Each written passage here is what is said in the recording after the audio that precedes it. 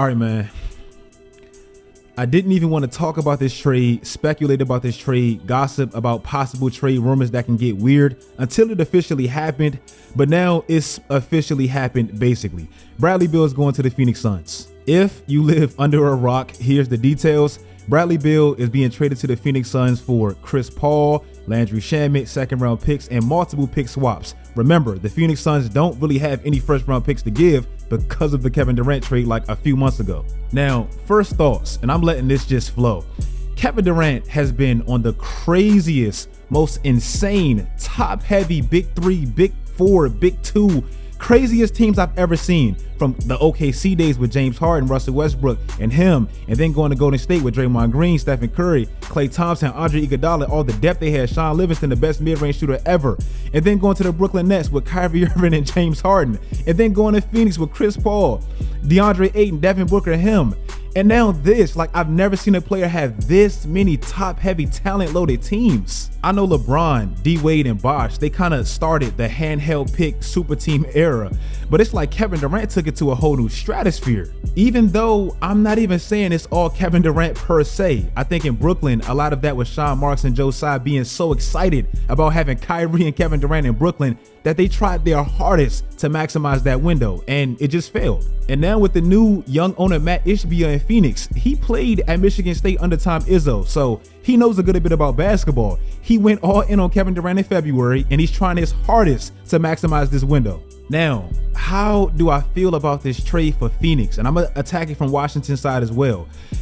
I'm gonna be honest with y'all, I don't really like it that much. The playoffs that just ended, not even a week ago, to me it was a good representation of what actually works versus what is just cute and cool on paper. The last 4 teams remaining, to me they all had one thing in common: versatile depth to some extent. The Lakers, obviously they hit a wall when they ran into the champion Nuggets, but they got rid of Russell Westbrook's contract, which should have never happened to begin with. And they brought in Rui Hachimura, they brought in Jared Vanderbilt, Austin Reeves stepped up, Dennis Schroeder was huge for him. Like, it felt like it was a different guy every single night, and obviously LeBron and AD, they're going to be who they are. The Nuggets, hopefully for their sake, they don't lose them this offseason, but last year they signed Bruce Brown, and it was like the most low-key yet beneficial pickup of last year's offseason outside of Jalen Brunson.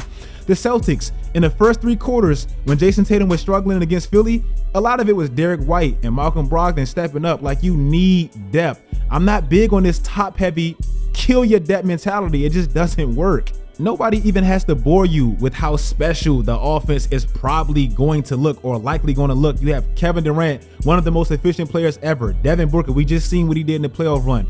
Bradley Beal, even with teams that weren't the most talented, he still can get his bucket anywhere on the court. And you have DeAndre Ayton, who I'm not a big fan of, but he's still like a walking 18 and 10. Obviously, the offense is going to look great, but defensively, they will struggle. Like, I believe in this year's playoffs, Kevin Durant and Devin Booker, they were like 1 and 2 in minutes per game. And Devin Booker and Kevin Durant, they're respectable defenders, but you can't ask them to give you what they give you offensively and be this potent machine of an offense like they will be and they were last playoffs, and then come back on defense and get consistent stops. It's just not realistic. Also, injury-wise, all 3 of these guys have had their fair share of injuries. We know Kevin Durant, he's hella injury prone. Like, he has the most giraffe-like freakish injuries I've ever seen. Somebody's always falling on his leg. He's twisting his ankles in warm-ups. Bradley Beal, he started his career out injury prone, had about a good 3-year window where he played the majority of the games. And since like 2019, he hasn't even played 70 games since, going on 5 years.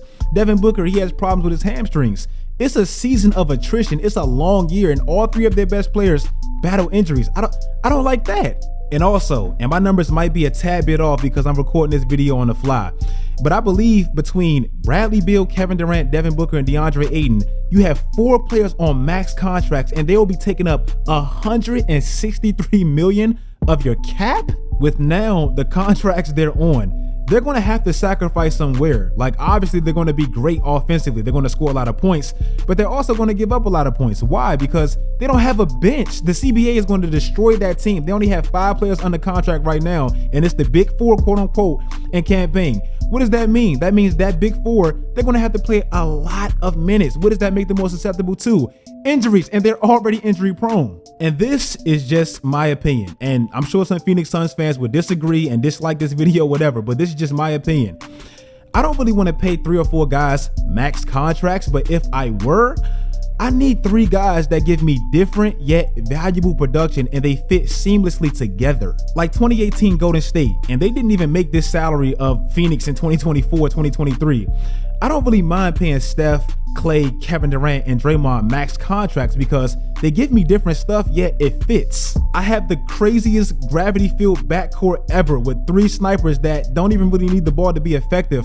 I have the best shooting backcourt ever. I have a 2 guard that can possibly be the best perimeter defender in the league, and he can give me 60 putting the ball on the floor 5 times. I have arguably the best Swiss Army knife of this generation with Draymond Green, and he might be the best defender in the league, and I have a 7-foot sniper that can score anywhere.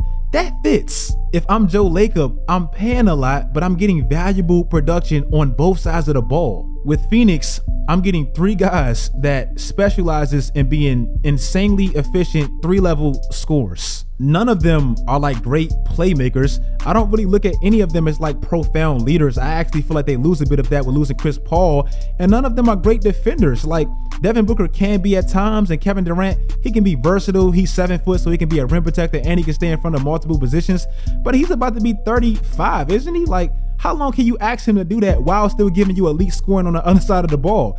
It's just not, to me, a great fit if you want a championship. It's just cool on paper. And please, don't tell me they got Frank Vogel, who's known for his defense, because Frank Vogel, no disrespect, I'm not saying he's not a great defensive coach, but he coached the Pacers that had prime Paul George, one of the greatest two-way players of this generation, George Hill, Roy Hibbert. Like, come on. And then with the Lakers, Anthony Davis, a younger LeBron, Avery Bradley, KCP.